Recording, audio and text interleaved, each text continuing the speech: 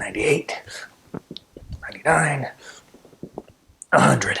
Do 100 push-ups a day as part of my regular exercise routine.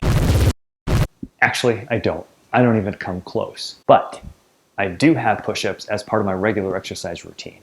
Push-ups are a great part of your exercise routine if you can incorporate them safely and without pain.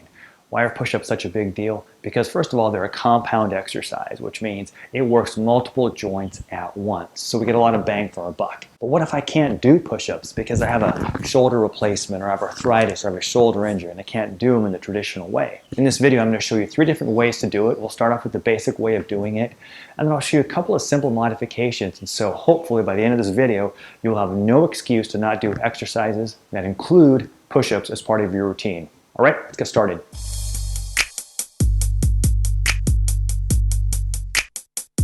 Hey everyone, welcome to the channel. If this is your first time to the channel, welcome.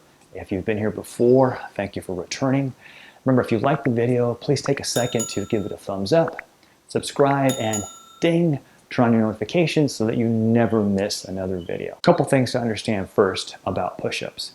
The basic form of the push-up stays the same, whether you're doing it in a traditional way, or you're doing it on the counter, or you're doing it against the wall. So a couple things to remember. Imagine you're looking at me from the top of doing a push-up, and I'm doing my push-ups. I don't want my arms to be at this 90-degree angle. I'm going to drop them down so they're about a 45-degree angle. That's the first thing. The second thing is that you want to make sure, no matter which way you do it, you go through your full range of motion, which means you're going to lock out that arm the best you can. Third thing you want to remember is you want to try to keep this hand lined up with the shoulder. So it's not going to be up. It's not going to be down, it's going to be lined up, straight back, 45-degree angle, and back up.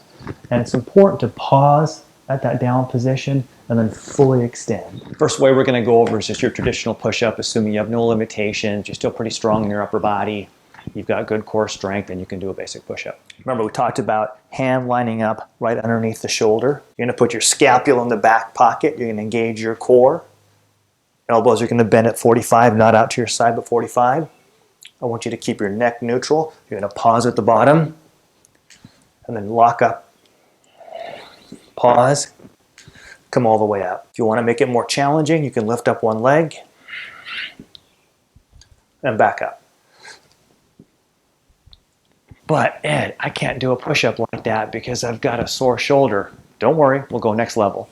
You can do the same kind of push-ups on your knees, just makes it a little bit easier. Same basic principle, all the principles stay the same. Scapula in the back pocket, come down, pause, back up. Pause, back up. That's great, Ed, but I can't get on the floor and I have sore knees. I got something else. The next adaptation that I'm going to show you is just maybe we can do it on a kitchen counter or here, the railing of a deck. Principle, remember, it still stays the same. So I'm here, I'm going to try to keep my hands about shoulder width apart, right and lined up with my shoulder, engage the core, scapula in the back pocket. I'm going to come down, I'm going to pause, and I'm going to go back up.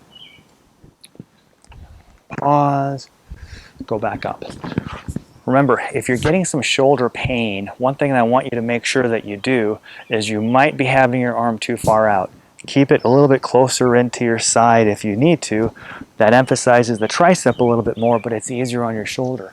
And the most important thing is that you're doing the movement. It doesn't matter if you need to adapt, but it's important to do the movement. Let's say that doesn't work for you either, for whatever reason. If none of the other ways work for you, what you should be able to do is just simply do it up against a wall.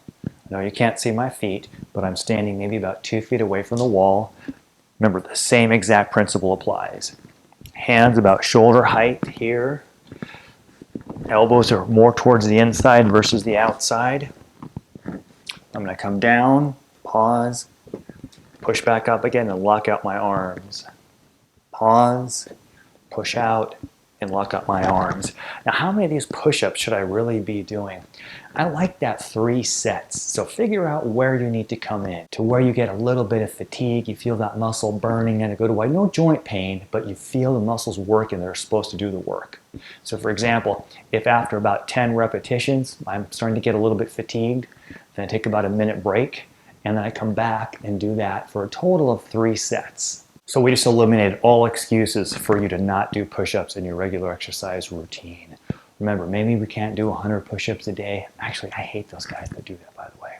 I couldn't do 100 push-ups a day even if I wanted to.